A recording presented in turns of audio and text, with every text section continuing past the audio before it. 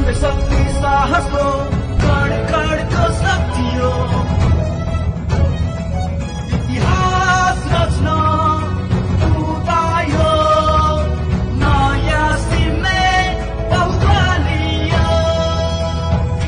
Baahubali cement अतन्य शक्ति। कोरोनाको महामारीले घरका ढोकाहरू त बन्द गर्न बाध्य बनायो, तर नयाँ कुरा सिक्ने इच्छालाई भने बन्द गर्न सकेन।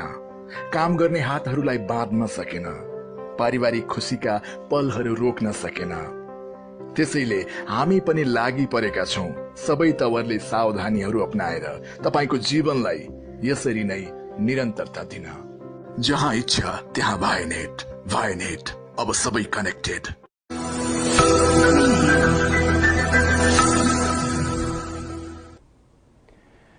नमस्कार दर्शकवृन्द, चर्चाको शिखरमा रहेका चर्चित व्यक्तित्वहरू, समय चक्रको घुमरीमा परि हराएका व्यक्तित्वहरू अनि तपाईहरूले मन पराएका व्यक्तित्वहरूसँग खुलेर कुराकानी गर्ने कार्यक्रम यो हो खुला विचार।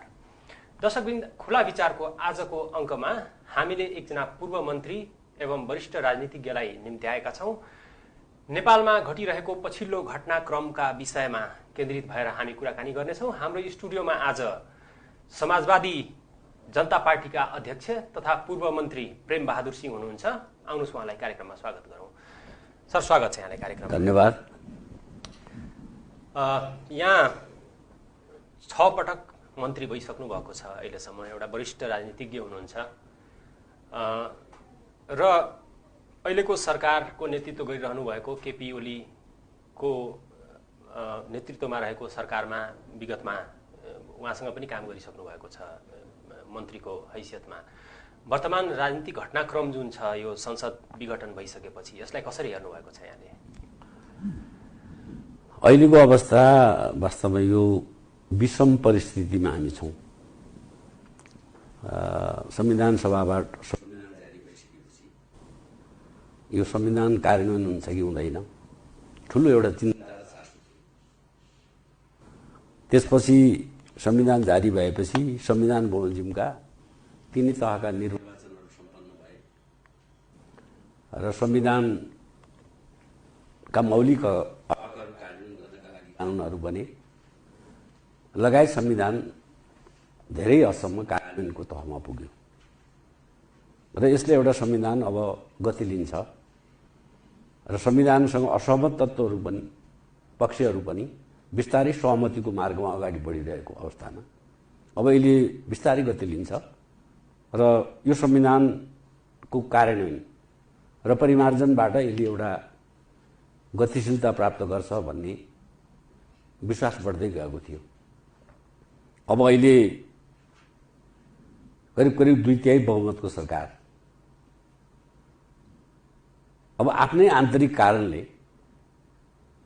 अहिले सडकमा गएर उभिएको अवस्था छ र संसद विघटित अवस्थामा छ भने यो परिस्थिति असाध्य विषम,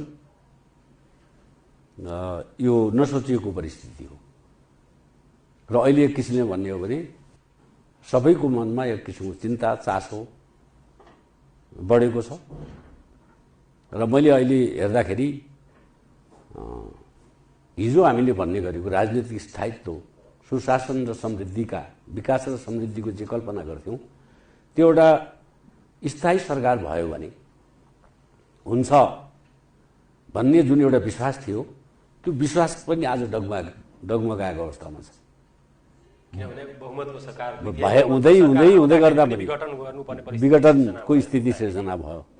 त्यसले साँच्चै विकास, समृद्धि र राजनीतिक स्थायित्वको लागि बहुमतको सरकार मात्रै पूर्व शर्त रहेनछ भन्ने कुरा अहिले प्रमाणित भएको छ।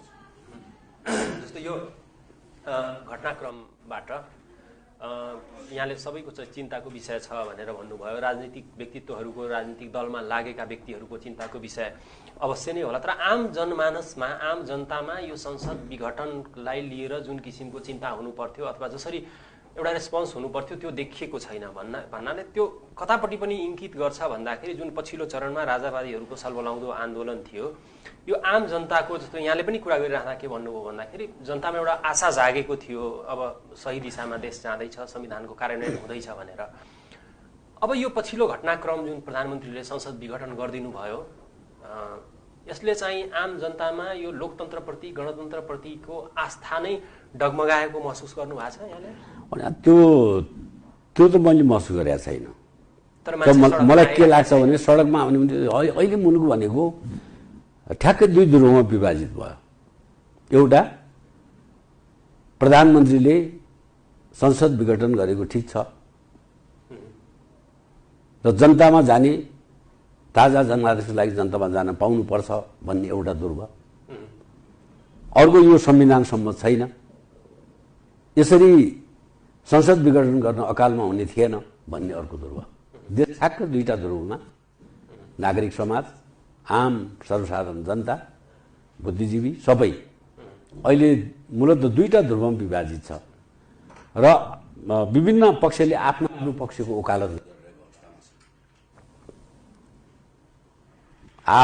वकालत गरिरहेका छन् र यसको विरोधमा सशक्त आन्दोलन हुन सकिरहेको पनि छैन। आन्दोलनको जमर्को चाहिँ भएको छ। अब प्रश्न यहाँ के आउँछ भन्दाखेरि अब यो अदालतमा विचाराधीन अवस्थामा छ। यस्तो अवस्थामा अदालतलाई प्रभावित गर्ने गरी आन्दोलन लगायतका कार्यक्रम गर्नुहुन्छ कि हुँदैन, एउटा त्यो पक्ष उठेको छ। अब अर्को पक्षले यो विधि सम्मत भएको हुनाले यसको विपक्षमा आन्दोलन गर्नु जरुरी छैन, हामी निर्वाचनमा जानुपर्छ, जनतामा गएपछि जनताले जे फैसला गर्छन् त्यो सबैको लागि मान्य हुन्छ भन्ने अर्को पक्षको हकदाबी छ। यसरी अहिले त मुलुक विभाजित छ। मुलुक ठ्याक्कै दुईटा ध्रुव विभाजित छ र अहिले निर्णय चाहिँ अदालतले के निर्णय सुनाउँछ त्यसमा बढी केन्द्रित अब केन्द्रित भन्दा पनि जस्तो हामीले बुझ्नु के पर्छ भने संविधानको प्रभावकारिता, संविधानको डाइनामिजम, गतिशीलता भनेको के हो भन्दाखेरि संविधानको कार्यान्वयन र परिमार्जन हो। संविधानलाई कार्यान्वयन गर्ने अक्षरश र कार्यान्वयन गर्ने क्रममा आएका बाधा व्यवधानहरूलाई मध्यनजर राखेर, जनताको चाहना मागहरूलाई मध्यनजर राखेर समसामयिक संविधानमा संशोधन गरेर जाने। जस्तो अहिले एक दुईपल्ट संशोधन पनि भएको छ, अझ संशोधनको माग बढेको छ। त्यसैले ती परिवर्तित सन्दर्भमा जनताको चाहना अनुसार संविधानलाई संशोधन गर्ने र संविधानमा भएका व्यवस्थाहरूलाई अक्षरशः कार्यान्वयन गर्ने। त्यसैले संविधानको प्रभावकारिता भनेको, त्यसको गतिशीलता भनेको संविधानको कार्यान्वयन र परिमार्जन हो। कुनै पनि देशको संविधानले एउटा गतिशीलता प्राप्त गर्नका लागि यो दुईटा मार्ग गर्नुपर्छ। अब यही सन्दर्भमा परिमार्जन भन्नाले एक त संविधानका प्रावधानहरूको संशोधन हो, अर्को कुरो कुनै संविधानका प्रावधानहरूमाथि गम्भीर विवाद खडा भयो भने त्यसलाई अदालतले गर्ने अन्तिम व्याख्या हो। व्याख्या पनि परिमार्जनकै एक रूप। कुनै पनि मुलुकको संविधानमा विवाद उठेको खण्डमा अदालतले त्यसको व्याख्या गर्छ, अन्तिम व्याख्या गर्छ र त्यो सबैको लागि मान्य हुन्छ। अहिले एक किसिमले भन्ने हो भने अदालतले त्यसै संविधानको व्याख्या गर्दैन। जब विवाद खडा भएर त्यो अदालत समक्ष उम्रिन्छ अनि अदालतले संविधानवादका सिद्धान्तलाई ध्यानमा राखेर मुलुकले अवलम्बन गरेको शासकीय प्रणाली, यसका वास्तविक फन्डामेन्टल स्ट्रक्चरहरू, मौलिक संरचनाहरू के हुन् संविधानका, बेसिक संरचना भन्छौँ, fundamental structure of the constitution, त्यो सबैले ध्यानमा राखेर संविधानले एउटा व्याख्या गर्छ। त्यो व्याख्या सबैलाई मान्य हुन्छ। त्यसैले अहिले वास्तवमा भन्ने हो भने नेपालमा यो संविधान जारी भइसकेदेखि अहिलेसम्म पहिलोपटक एउटा अदालतले संविधानका यी उठेका विवादका विषयमा व्याख्या गर्ने एउटा नयाँ अवसर पनि जुटेको छ। यसलाई मैले एउटा नयाँ अवसरको रूपमा पनि लिन्छु, किनभने संविधान कहीँ पनि त्रुटि रहित हुँदै हुँदैन। अधिकतम राम्रो संविधान जारी गर्ने हो। संविधान निर्माताहरूको मनसाय यो अधिकतम राम्रो होस् भनेर जारी गर्छन्। त्यति गर्दा गर्दै पनि संविधानमा कहीँ त्रुटि, कहीँ कमी कमजोरीहरू रहेका हुन सक्छन् र त्यसलाई परिमार्जन गरेर यसलाई यसरी जानुपर्छ भनेर संविधानवादका सिद्धान्त, मुलुकको शासन प्रणाली र संविधानका मौलिक संरचनाहरू बेसिक स्ट्रक्चर अफ द कन्स्टिट्युसनलाई ध्यानमा राखेर अदालतले एउटा व्याख्या गर्ने हो। अब त्यो व्याख्या फेरि सबैलाई मान्ने हुन्छ र अहिले अब अहिले यो सम्माननीय प्रधानमन्त्री केपी शर्मा ओलीले संसद विघटनको जुन सिफारिस गर्नुभयो राष्ट्रपति सम्मान राष्ट्रपतिबाट त्यो सिफारिस जारी भयो र अहिले संसद विघटित अवस्थामा छ भने अब त्यो विघटन संविधान सम्मत छ कि छैन? प्रधानमन्त्रीले संसद विघटन गर्न पाउने हो कि होइन? अब त्यसको अदालतले फैसला गर्नुपर्छ। अब त्यो अदालतले फैसला गरेपछि त्यो फैसला सबका लागि मान्य हुन्छ। जस्तो यहाँ 3 पटक कानुन मन्त्री पनि रहिसक्नु भएको छ, 3टा कार्यकाल यहाँले कानुन मन्त्रीको रूपमा पूरा गर्नु भएको छ। यहाँले यो अहिलेको सिचुएसनलाई हुन त अब सर्वोच्च अदालतले गर्ने निर्णय यो निर्णय गर्नुपर्छ भनेर भन्नु पनि गलत होला, अदालतलाई स्वतन्त्रै छोड्नु पर्छ हामीले। तर यहाँले एजम्सन गर्नुभएको निर्णय के आउला जस्तो लागेको छ यहाँलाई यहाँको एनालाइसिसमा? अब यस्तो छ, यो के भन्दाखेरि हामीसँग संसदीय अभ्यासको लामो इतिहास छैन। 15 सालमा खालि 18 महिना संसदीय अभ्यास भयो र त्यसले धेरै अभ्यास गर्न पाएन। त्यो राजाले त्यसलाई विघटन गरिदिएपछि त्यसका अगाडिका अभ्यासहरू अवरुद्ध भए। त्यो त्यसमा केही पनि हामीले संसदीय अभ्यासका केही लामो अनुभवहरू त्यहाँ हेर्न पाउँदैनौँ हामी। अब 47 सालमा जब बहुदलीय शासन प्रणाली पुनर्स्थापित भएपछि र 2047 मा जब नेपाल अधिराज्यको संविधान जारी भएपछि र हाम्रो संसदीय अभ्यास बहुदलीय शासन प्रणालीको अभ्यास चाहिँ सुरु भयो। तर त्यो सुरु हुँदाखेरि त्यसमा त्यो संविधान अन्तर्गत 3 पटक संसद विघटन 4 पटक विघटन भयो। त्यसबेला कहिले पनि 5 वर्षको अवधिमा चुनाव भयो, जति चुनाव भयो त्यो सबै अर्ली चुनावहरू भए। त्यो चुनावहरू 4 पटक विघटन भएको छ र 4वटा मध्ये 2टा सदर भएको छ, 2टा बदर भएको छ। त्यो 47 सालको संविधान अन्तर्गतको संसद विघटनको हामीसँग जुन नजिर अनुभवहरू छन् त्यो रहेको छ। त्यसपछि अब जब अन्तरिम संविधान 2063 लागू भइसकेपछि त्यहाँ त संविधान सभा थियो, त्यो विघटन हुने अवस्था थिएन। ऊ भए आफै विघटित भयो अथवा फेरि निर्वाचन भयो, त्यो भिन्नै प्रसङ्ग थियो। त्यहाँ यो विघटनका केही नजिरहरू हामीसँग छैनन्। अब संविधान सभाबाट जारी भएको नेपालको संविधान 2072 जारी भइसकेपछि यो पहिलो घटना हो। यो पहिलो घटना।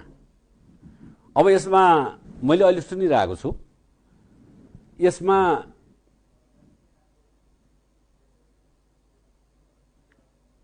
धेरै ठुलो कानुनविदहरू आफ्नो व्याख्या गरिरहनु भएको छ। अब कतिपय अदालतका सहयोगी एमिकस क्युरी भनेर पनि अदालतमा अहिले हाजिर हुनुहुन्छ। सरकार पक्षको आफ्नो दलिल छ। कतिपयले के भन्छन् भने संविधान सभाभित्र त यस्तो पो गरिएको थियो भनेर पनि भन्न सुनेको छु मैले। तर यो दुईटा फरक चिज हो, संविधान सभा र संसद भने। अहिले हामी के हेर्दैछौँ भन्दाखेरि संविधान निर्माण गर्दाका बखतका संविधानका निर्माताहरू, संविधान सभाको अधिकांश हामी सदस्यहरू जीवित छौँ यही र हामीसँग आफ्नो आफ्नो अनुभव र त्यहाँका घटनाक्रमहरूको बारेमा पनि जानकारी छ। जस्तो उदाहरण लागि म भन्छु, 601 जना सदस्य बसेर एक ठाउँमा निर्णय त कहीँ पनि गरिएन नि। संविधानका विवादित विषय त्यहाँ पनि धेरै थिए, लामो बहस भएको थियो। त्यसका लागि त्यो विवादित विषयहरूलाई सहमति निर्माण गर्नका लागि अनेक मेकानिजमहरू बनेका थिए। र धेरै जसो निर्णय बहुमतबाटै गरिएका छन् हैन? होइन, बहुमतबाट छैन, सर्वसम्मत निर्णय छन्। धेरै किन भन्दाखेरि तर मधेसी दलको त यो संविधान जारी हुँदै गर्दाखेरि पनि त्यो त उहाँहरूले बहिष्कार गर्नुभयो, त्यो भिन्न पार्ट भयो।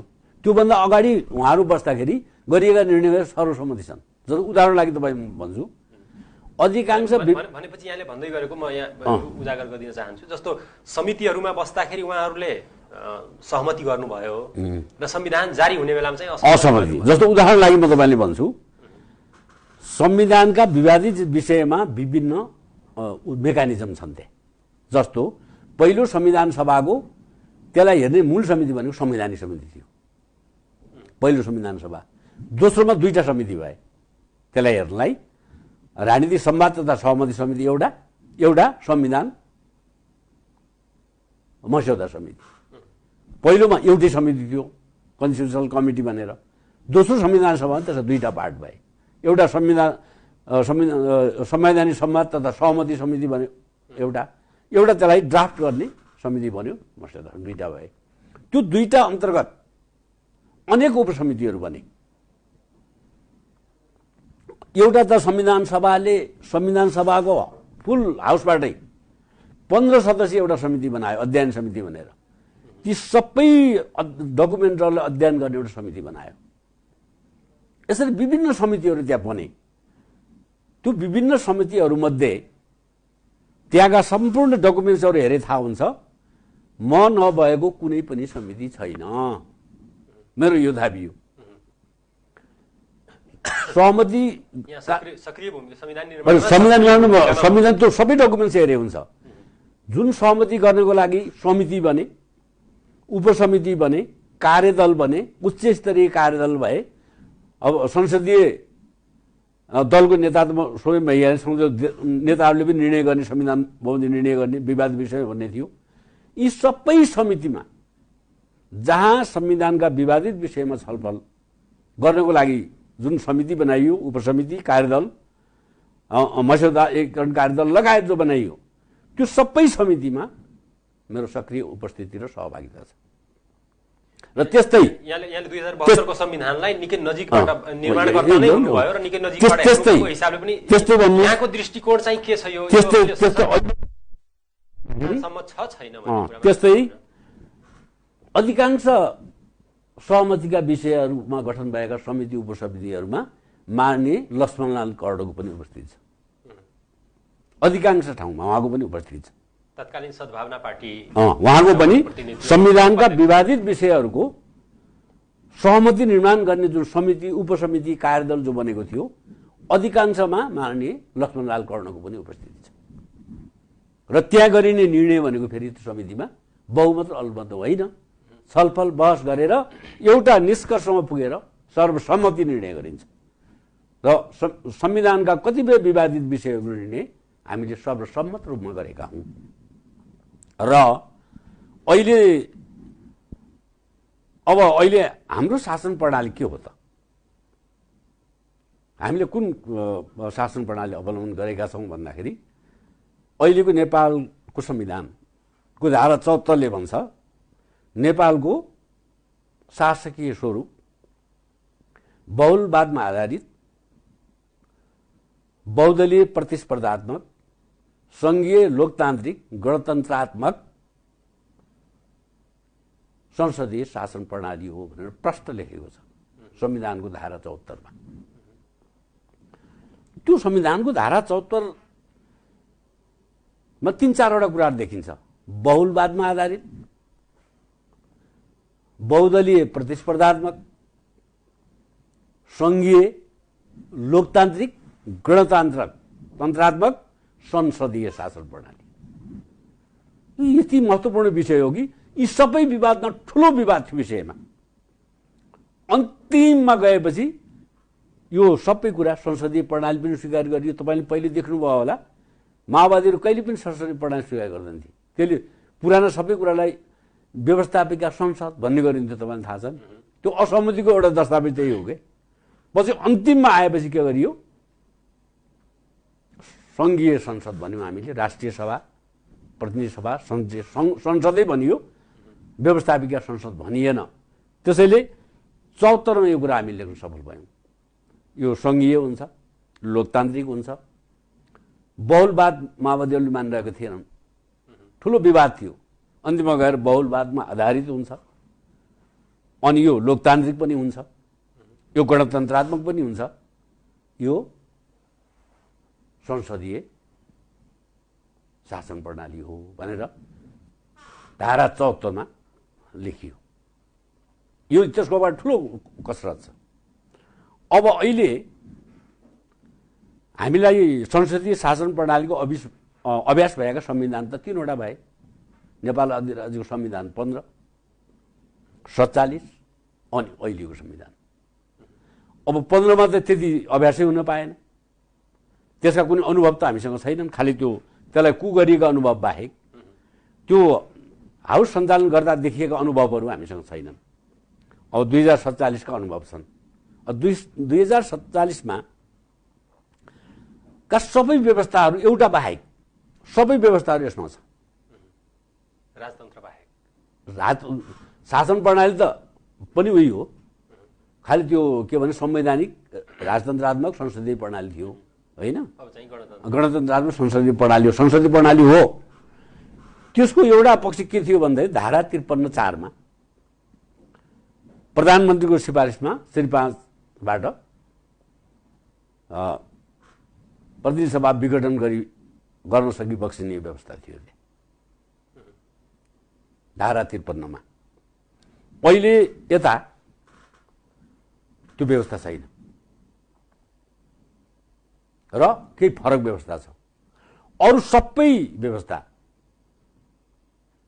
हाउस विघटन भएमा बाहेक यसको कार्यकाल 5 वर्षको हुनेछ, त्यहाँ पनि त्यही भनिएको थियो, यहाँ पनि धारा 50 त्यही भन्छ। यहाँहरूले संविधान बनाउँदै गर्दाखेरि यो म अझ आउँदैछु, संसदलाई विघटन गर्नुपर्छ भन्ने त्यो अवधारणामै जानु भएन। होइन, त्यहाँ धेरै कुराहरू छन्। हामीले केमा गयौँ भने एउटा त संसदीय प्रणालीमा धेरै अस्थिरता भयो भन्ने ठुलो व्यापक जनगुनासो थियो र विगतको अनुभव पनि थियो। त्यसलाई मध्यनजर राखेर सरकारको स्थायित्वको बारेमा हामीले धेरै मेहनत गर्यौँ, सरकारको स्थायित्वको बारेमा। त्यसैले हामीले के गर्यौँ भन्दाखेरि एकपटक प्रधानमन्त्री भइसकेपछि 2 वर्षमा अविश्वासको प्रस्ताव लिन नपाउने, कम्तीमा 2 वर्षको लागि सरकारलाई स्थायी गर्ने बाटो बनाउनु भयो यहाँ। एकपटक फेरि अविश्वासको प्रस्ताव ल्याएर असफल भयो भने 1 वर्ष फेरि ल्याउन नपाउने यो व्यवस्था गरियो। यसले गर्दा के भयो त भने अविश्वासको प्रस्ताव ल्याउन पाउने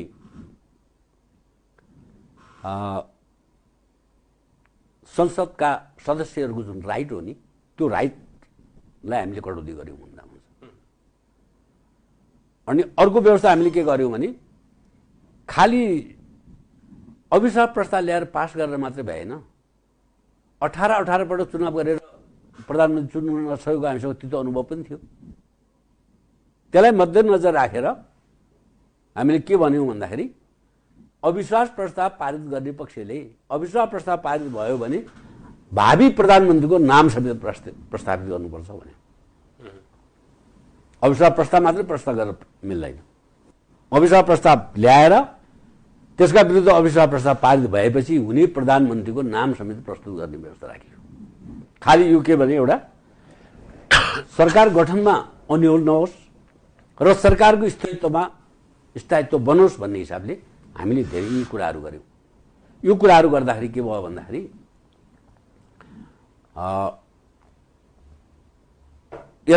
यसैलाई कतिपयले अहिले भन्ने गरेका छन् सुधारिएको संसदीय प्रणाली भनेर, यसरी मान्छेले भन्ने गरेका छन् अहिले।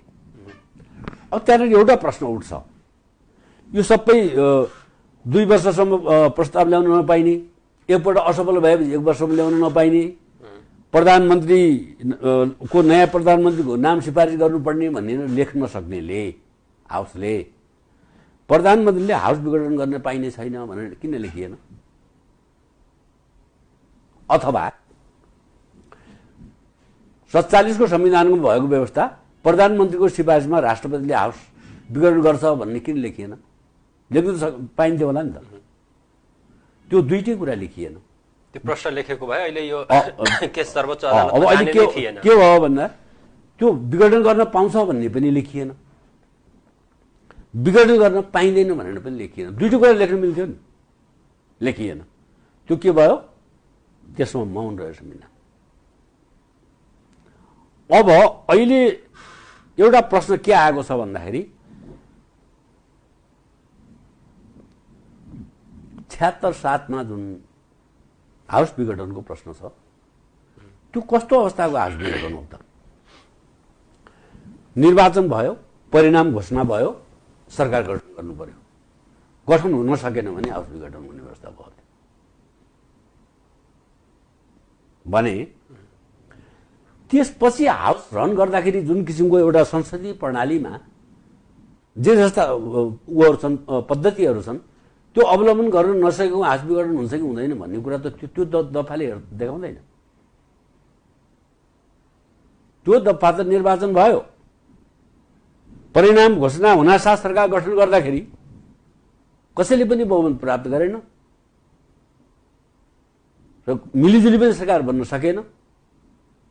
हरेक विकल्पहरूमा सरकार बन्न नसके अब के गर्ने त भन्दै त्यसपछि अब निर्वाचन जाने भन्ने त्यो त निर्वाचन घोषणा भएको पहिलो सरकार बनाउँदाखेरिको अवस्था हो। यदि निर्वाचन घोषणा भयो सरकार चलिसकेको लागि होइन त्यो व्यवस्था त्यही हो। भनेपछि 85मा संसद विघटन भएमा बाहेक भन्ने संसद विघटनको परिकल्पना गरेका छ उसले। त्यो संसद विघटन गरेको परिकल्पना 76 मात्रै हो कि अरू पनि हो? अरू पनि हो भन्नुको तात्पर्य के हो? अब यहीँनिर तपाईँको सामान्य सर्वोच्च अदालतको व्याख्याको गुन्जाइस रह्यो। किनभने मैले अघि भने हामीले अवलम्बन गरेको शासन प्रणाली संसदीय शासन प्रणाली हो। संसदीय शासन प्रणाली अवलम्बन गर्यो भन्ने कुरा संविधानमै उल्लेख छ। पहिलेको संविधान 47 को संविधानमा संसदीय शासन प्रणाली, बहुदलीय शासन प्रणाली, यो संवैधानिक राजतन्त्रात्मक बहुदलीय शासन प्रणाली भनेर उसमा थियो, प्रस्तावनामा थियो। अहिले प्रस्तावना होइन धारामै हामीले संसदीय शासन प्रणाली नेपालको शासन प्रणाली हो है भनेर भनेका छौँ। भने त्यस्तो अवस्थामा सुरुको अवस्था त हामीले पार गर्यौं। त्यहाँ हाउस विघटन गर्नु परेन। बहुमत प्राप्त प्रधानमन्त्री,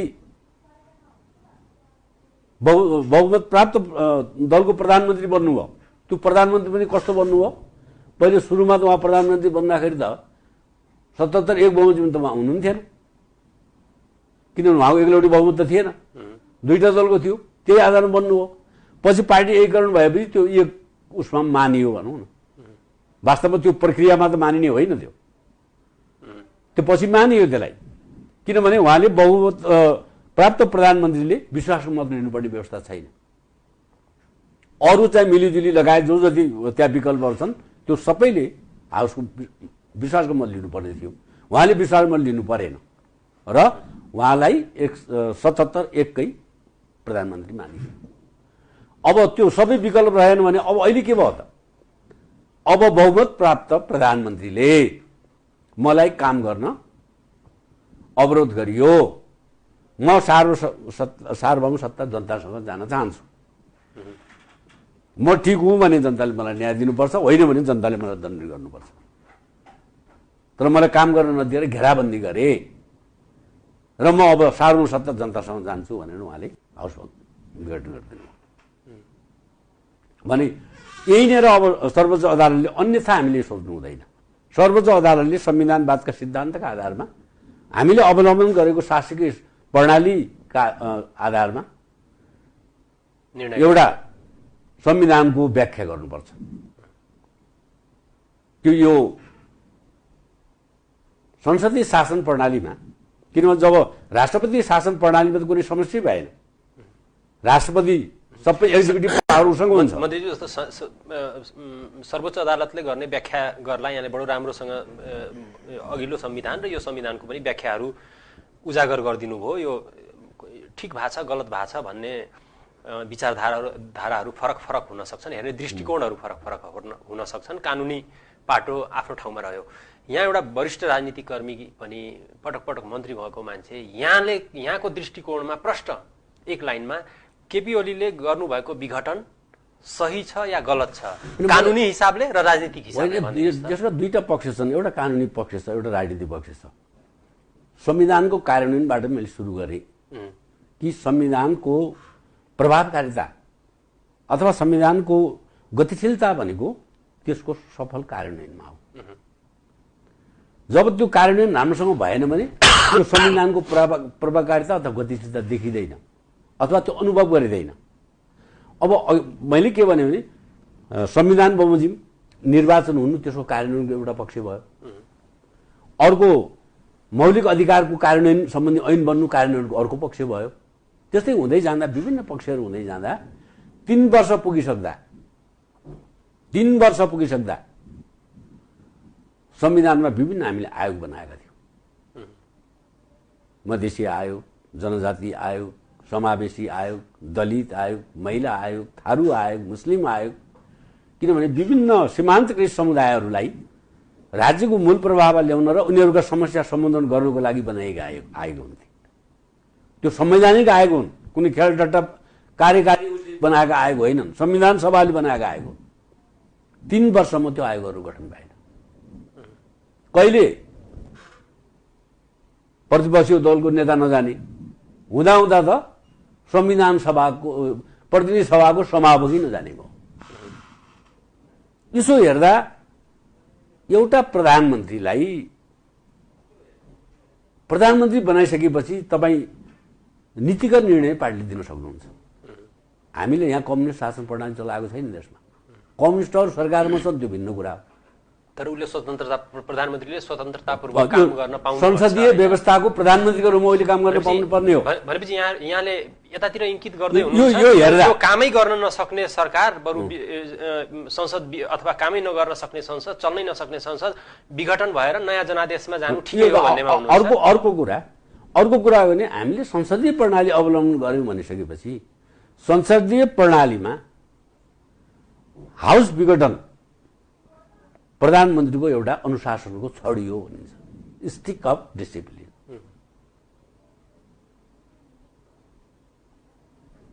यदि त्यो सिद्धान्त हामी मान्छौँ कि मान्दैनौँ, यदि त्यो सिद्धान्त मान्छौँ भने मैले अदालतमा दुईटा पक्ष देखेको छु। अदालतले हाउस विघटन गर्नु संविधान सम्मत छैन भनेर व्याख्या गर्ने पनि कानुनी र संवैधानिक आधारहरू छन्। किनभने त्यो कहीँ पनि 47 जस्तो संविधान विघटन गर्ने कहीँ नलेखिएको अवस्थामा पाउँदैन भनेर उसले व्याख्या गर्दा पनि त्यो संविधान सम्मत हुँदैन भन्ने होइन, हुन्छ। अर्को कुरा बोले यो संसदीय शासन प्रणाली हो। जब एउटा निर्वाचित बहुमतको प्रधानमन्त्रीले म जनतामा जान्छु, मलाई काम गर्न दिएनन् भन्छन् भने विभिन्न देशमा संसदीय प्रणालीमा त जनतामा जाने अधिकार छ, दिनुपर्छ उसले भन्छ भने पनि त्यो संविधान सम्मतै हुन्छ भन्छ।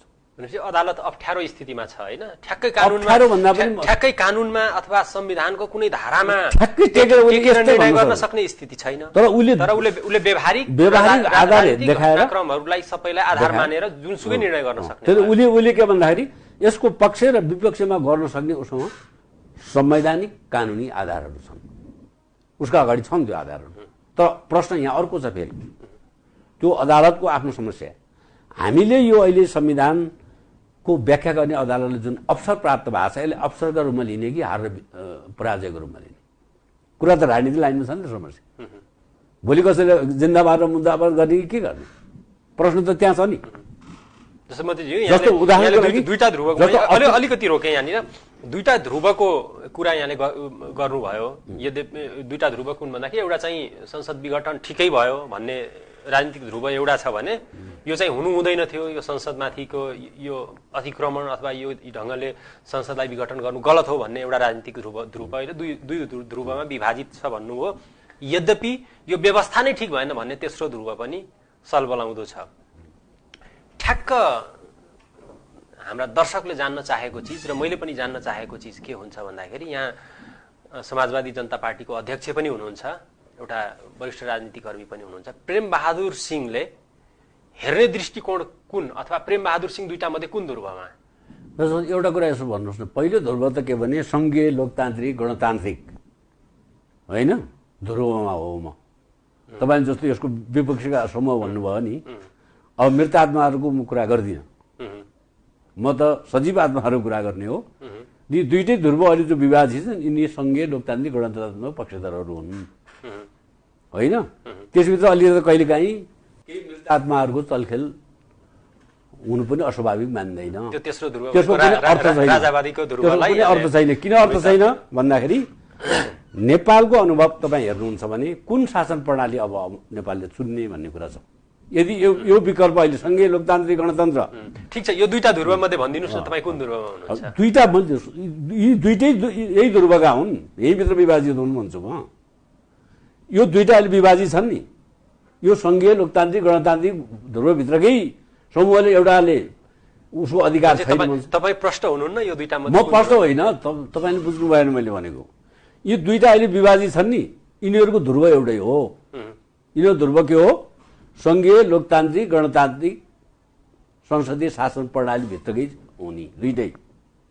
अब यिनीहरू विवाद केमा आयो त भन्दाखेरि हाउस विघटन गर्नु संविधान सम्मत हो एउटा, हाउस विघटन गर्नु संविधान।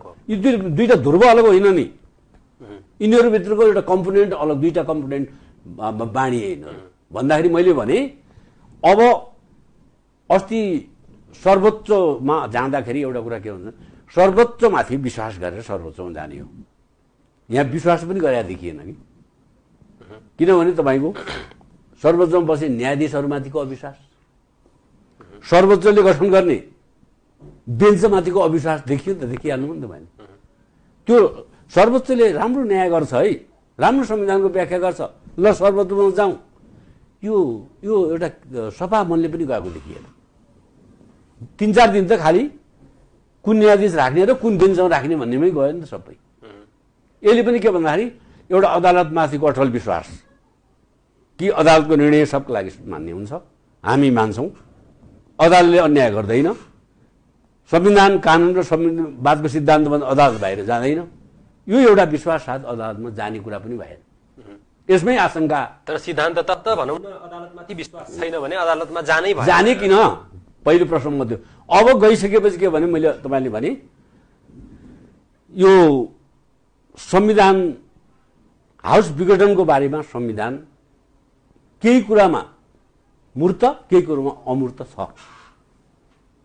मूर्त केमा पहिलोपटक सरकार गठन गर्न सकिएन भने हाउस विघटन हुन्छ, त्यो मूर्तै भयो।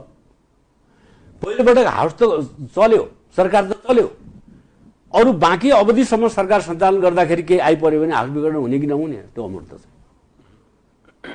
अब त्यो अमूर्तमा तपाईँले भनेको विषय के हो भने मैले बोल्ने भनेको सर्वोच्चले यसो गर्नुपर्छ भनेको सर्वोच्चसँग दुईटै आधार छन्, उसले दिने निर्णय भनेपछि यहाँले सर्वोच्चले फैसला गर्यो भने दुईटै आधार मध्ये कुनै उसको आधार कुनै कानुन फैसला गर्यो भने त्यो फैसला अनुसार नै यो राजनीतिक घटनाक्रम अगाडि बढ्नुपर्छ। विकल्पै छैन नि, अरू बाटो के छ?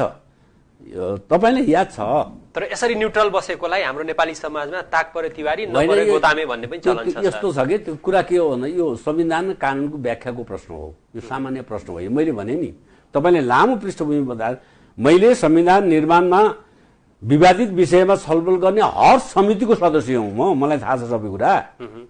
मैले भने 47 सालमा हाउस विघटन गर्ने कुरा जो लेखिया थियो हामीले किन लेखेनौँ त्यहाँ? त्यो नलेखेर देख्दा के देखियो? त मेरो कुरा होइन यो, संवैधानिक व्यवस्था कुरा गर्दैछु बुझे।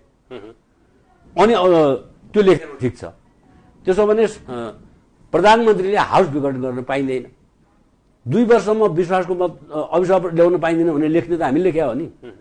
हाउस विघटन गर्न पाइँदैन भने लेख्नु मिल्थ्यो कि मिल्दैन थियो? लेखेनौँ हामीले।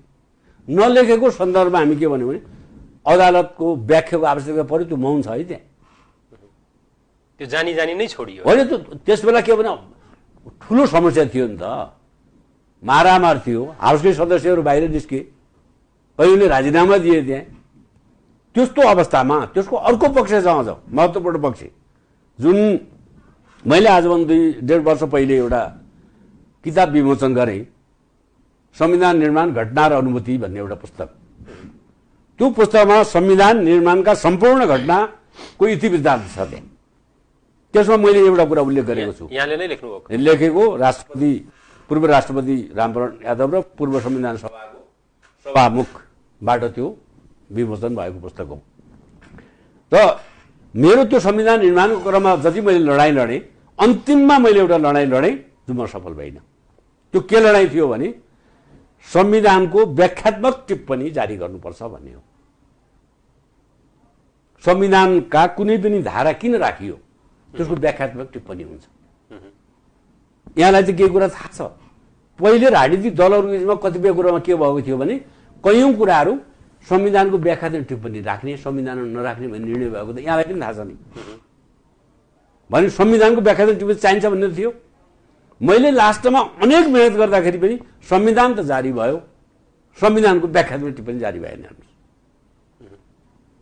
त आज यदि संविधानको व्याख्या टिप्पणी जारी भएको भए कुनै समस्या हुन्थेन यो अस्थिरतामा जुन हामी फसिराखेका छौँ होइन सुन्नु न त्यसै बेला पनि मैले अलिकति यो कानुनी पाटो भन्दा राजनीतिक विषयमा आउन चाहे जस्तो यहाँ अहिलेको संविधानका विषयमा यहाँले पटक पटक भनि नै सक्नुभयो यहाँ संविधान सभा पहिलो संविधान सभामा पनि हुनुहुन्थ्यो दोस्रो संविधान सभामा पनि हुनुहुन्थ्यो र हरेक समितिहरूमा यहाँ सक्रिय रूपमा सबैभन्दा धेरै उपस्थित हुने संविधान सभा सदस्य मध्ये यहाँ पनि हुनुहुन्छ यी पाटो छँदैछन् यी सबै पाटोलाई उजागर गरिदिनु भयो तर संविधानको साथसाथमा यहाँ जसरी रहनुभयो संविधान निर्माणको साथसाथमा जसरी रहनुभयो यहाँ अहिलेको राजनीतिक नेताहरूमध्ये प्रचण्डको साथमा पनि त्यति नै रहनुभयो पहिलो संविधान सभाका बेलामा र दोस्रो संविधान सभाका बेलामा मलाई सम्झना छ प्रचण्डले नेतृत्व गर्नुभएको बाबुराम भट्टराई प्रधानमन्त्री हुनुहुन्थ्यो र प्रचण्डले नेतृत्व गर्नुभएको गणतान्त्रिक मोर्चा जुन थियो त्यसको पनि प्रवक्ता हुनुहुन्थ्यो पछि अर्को लोकतान्त्रिक मोर्चा बन्यो 30 दल या 33 दलको त्यसको पनि यहाँ प्रवक्ता हुनुहुन्थ्यो प्रचण्डसँग निकै नजिकको सम्बन्ध र त्यो बेला त्यो मोर्चामा मैले पनि काम गर्ने अवसर पाएको थिएँ यहाँहरूसँग मलाई सम्झना छ र प्रचण्डले निकै विश्वास गर्ने निकै पत्याउने र भरोसा गर्ने व्यक्तित्व यहाँ हुनुहुन्थ्यो अब अहिलेको परिस्थिति के छ त्यो यहाँलाई थाहा होला विगतमा यहाँ भर्खर केही दिन अगाडि शेरबहादुर देउवालाई पनि भेटेर आउनु भएको छ राजनीतिक भेटघाट त सामान्य कुरा भइ नै हाल्यो भन्दाखेरि अहिलेको अस्थिरता मैले यहाँनिर कहाँनिर जोड्दैछु भन्दाखेरि तपाईँ माधव नेपालसँग पनि मन्त्रीमण्डलमा रहेर काम गर्नु भएको छ केपी ओलीसँग पनि रहेर काम गर्नु भएको छ प्रचण्डसँग पनि रहेर काम गर्नु भएको छ यिनै पात्रहरू हुन् जसको टाउकोमा आजको अस्थिरताको दोष जनताले लगाउँदैछन् यो अस्थिरताको दोषी यहाँले कसलाई देख्नुहुन्छ हेर्नुहोस् अहिलेको प्रमुख दोषी भनेको यसलाई दायाँ बायाँ जानुपर्ने 3 जना मान्छे दोषी छन् केपी शर्मा ओली प्रचण्ड माधव नेपाल किनभने यो त्यो पार्टीका कोर लिडरसिप भनेको यिनै हो जनताले स्थानीय निकायमा तर यो दोषमा त नि सर दोषमा चाहिँ शेरबहादुर देउवाले आफ्नो सभापति पद धरापमा पर्ने देखिसकेपछि संकटमा पर्ने देखिसकेपछि यो संसद विघटनलाई सघाउँदाखेरि महाधिवेशन टाल्न सकिन्छ भन्ने उहाँको पनि दोषको भागीदारी चाहिँ उहाँको टाउकोमा पनि थोपिएको छ पछिल्लो पार्ट भयो विपक्षी दलको नेताको हैसियतले विपक्षी दलको हैसियतले नेपाली काङ्ग्रेसको दोष आफ्नो ठाउँमा छँदैछ त्यो भन्दा मैले के भन्दैछु भने जनताले स्थानीय निकायमा प्रदेशमा र केन्द्रमा ठुलो बहुमत दिएर सरकार सञ्चालन गर्ने जनादेश प्राप्त यो पार्टी हो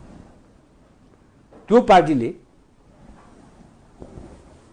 जनादेश बमोजिम विकास सुशासन र समृद्धि हासिल गर्ने दिशामा अगाडि बढ्नु छोडेर आफ्ना व्यक्तिगत उनीहरू व्यक्तिगत के पनि छैन पार्टी अध्यक्ष र प्रधानमन्त्री पदको लोभमा जो वितण्डा बनाएर अहिले आफू सडक गइसकेपछि अहिले त सडकमा कस्तो लाजम सडक छाप भइसक्यो हामी यहाँ छौँ भनेर सडकमा अहिले अब देखाउनु पर्ने जनतालाई हामी यहाँ छौँ अब त कहाँ छ भनेर पत्ता नहुने भइसक्यो त्यो आफै गएको होइन र कुनै प्रतिपक्षले अनि उहाँहरू सरकारमा बस्दा चाहिँ हामी यहाँ छौँ भनेर जनताले नदेखिदिनु पर्ने सडकमा जाँदा चाहिँ हामी यहाँ छौँ जनता एउटा कुरा तपाईले ध्यान दिनु भएको छ उहाँहरूका त्यत्र बैठकहरू बस्थे स्थायी कमिटीको सचिवालयका बैठकहरू हुन्थे त्यो बैठकमा विकासका बारेमा महामारीका बारेमा जनजीविकाका बारेमा जनताका जल्दा बल्दा समस्याका बारेमा छलफल भएको तपाईँले कहीँ देख्नु भएको छ कहिले पनि खाली उनीहरूको त्यो प्रधानमन्त्री अध्यक्षकै बाहेक कहीँ देखिएन भने अहिलेको दोषीको कुनै शक्ति तपाईँ यो व्यवस्था विरोधी कुनै राजतन्त्र शक्ति भन्नुहोस् होइन उनीहरू कारणले भएकै होइन कुनै विदेशी शक्तिले यहाँ के चल्छ त्यो पनि होइन प्रतिपक्षी दलको कारणले भयो किनभने उहाँहरू 2/3 बहुमत छ कसैकै कारणले हुँदैन यो अहिले आफै उहाँहरू 2/3 बहुमतले च्यातचुत पारेर आफै च्यातचुत अड्कल गरेको पनि होइन आफै सडकमा जानुभयो भने यसको दोषी भनेको को भन्दाखेरि यसका प्रमुख नेतृत्व जुन नेकपा नेपाल कम्युनिस्ट पार्टी नेकपा भनिनेको प्रमुख नेतृत्व यसको लागि असफल दोषी उनीहरू नै हो। अहिले दुईटै पक्ष यो यताउति भन्ने छैन यसमा। कार्यक्रमको अब लगभग अन्त्यमा छौँ, समयको परिधि पनि नाग्न नमिल्ने अवस्थामा छौँ हामी। यो कार्यक्रमलाई यसरी हामीले अन्त्य गर्न सक्छौँ, यसलाई कन्क्लुड गर्न सक्छौँ कि अहिले जुन भनौँ न संविधानमा पनि हामी काहीँ चुकेको छैनौँ, संविधान नेपालले राम्रै संविधान पाएको हो, व्यवस्था राम्रै पाएको हो। जनताले जुन विगतमा एउटा जनतामाथि पनि दोष लाग्ने गर्दथ्यो कि जनताले एउटै दललाई सत्तामा पुर्याउँदैनन्, जहिले पनि अल्पमतको सरकार हुँदाखेरि सरकार चल्न पाएन, स्थायी सरकार हुन पाएन भन्ने थियो। जनता पनि दोषी छैनन्, किन भन्दाखेरि जनताले बहुमत दिएर एउटा पार्टीलाई सरकारमा पुर्यायो। तर अहिलेको व्यवस्था, अहिलेको संविधान, अहिलेको जनचाहना सबैलाई कुल्चेर यी तीन नेता माधव कुमार नेपाल, केपी शर्मा ओली र प्रचण्ड, यी तीनजनाको शक्तिको लुछाचुड, पदको लुछाचुडले गर्दाखेरि नेपाली जनता, नेपाली राजनीतिकर्मी र नेपालको न्याय प्रणालीले समेत दुःख पाउने अवस्था भयो भन्दा फरक नपर्ला होइन? अब त्यसको परिणाम फेरि यस्तो हो कि अन्तत दुःख उनीहरूले पाउँछ। जनता राष्ट्र हमेसा रहिरहन्छ। आउने चुनावमा यो हमेसा कि जनता र राष्ट्र, उहाँहरूले जे गर्नु भएको छ त्यसको परिणाम जनता र राष्ट्र भनेको सार्वभौम हो, स्थायी हो। केही दिन दुःख देशले पाउला, जनताले पाउलान्। अन्तत जसले गल्ती गरेको छ त्यसको सजाय उनीहरूले भोग्नुपर्छ, अरूले भोग्नु पर्दैन। किनभने यो सार्वभौम सिद्धान्त हो। तपाईँ गल्ती गर्नुहुन्छ भने त्यो सजाय भागी तपाईँ हो। मैले गल्ती गर्छु भने त्यसको सजाय भागी म हुनुपर्छ। त्यसैले गल्ती गर्नेहरूले इतिहासमा मुक्ति पाउँदैनन्। तपाईँलाई एउटा अन्तमा अब समय छैन, म भनिहालौँ, हाम्रो इतिहासमा जङ्गबाज जस्तो शक्तिशाली प्रधानमन्त्री कोही पनि थिएन। उसलाई राजाले पनि कारवाही गर्न सक्ने लालमोहर थियो उसँग। जङ्गबाज त्यति शक्तिशाली थियो। तर उसले आफ्नो जमानामा आफ्नो शासन स्थापित, पारिवारिक जहानीय शासन स्थापित गर्नलाई उसले गरेका कामहरू हामी हेरौँ न, अहिले पनि बडा गजबका कामहरू छन्। हामीले त्यो पछिल्लो पटक गएर राणाहरूप्रति एउटा नेगेटिभ मात्रै सोधे उसले गर्दाखेरि त्यसको हामी विश्लेषण गर्दैनौँ। त अहिले गर्दै हेर्दै अब अहिले आइसकेपछि संविधान सभाबाट अधिकार सम्पन्न संविधान बन्यो। जनताका मौलिक अधिकारहरू, राजनीतिक, सामाजिक, सांस्कृतिक अधिकारहरू प्राप्त एउटा संविधानबाट निर्वाचित एउटा प्रधानमन्त्री नेकपाका लागि इतिहासमा केपी शर्माका लागि योभन्दा ठुलो अवसर हुनै सक्दैन। तर उनीहरूले यो अवसरलाई, मलाई दुःख लाग्छ, यो अवसरलाई उनीहरूले सदुपयोग गर्न सके, यो दुःखद कुरा हो। इतिहासमा यो अवसर फेरि आउँदैन, कदापि आउँदैन। हस् मन्त्रीजी, यो दोषको राजनीतिक घटनाक्रमका दोषीहरूको मूल्याङ्कन जनताले गर्ने नै छन् र अहिलेको अदालतमा विचाराधीन विषयको निर्णय, कानुनी निर्णय अदालतले गर्नेछ। हाम्रो स्टुडियोसम्म आइदिनु भयो, तपाईँको अमूल्य समय हामीलाई दिनुभयो र यति विचारमा अहिलेको घटनाक्रमको आधारहरू के हुन् भन्ने संवैधानिक रूपले पनि यहाँले व्याख्या गरिदिनु भयो। यहाँलाई धन्यवाद छ। धन्यवाद छ। मैले पनि आफ्नो कुराहरू राख्ने र तपाईँसँग धेरै पछि मित्रतालाई एउटा गर्ने, पुनर्ताजगी गर्ने जुन अवसर भयो त्यसलाई धेरै धेरै धन्यवाद। हस्, धन्यवाद। दर्शकवृन्द, कार्यक्रम खुला विचारको आजको समय यही सकिएको छ। आजको कार्यक्रममा मेरो स्वास्थ्य स्थिति अलिक बिग्रिनु भएको कारणले गर्दाखेरि भएका केही त्रुटिहरूको लागि क्षमा माग्दै अर्को कार्यक्रममा फेरि भेट्ने आशा गर्दै आजको लागि काठमाडौँ टेलिभिजनको यो सम्पूर्ण टिम सहित म कौशलेन्द्र शर्मा पनि आज्ञा चाहन्छु। नमस्कार।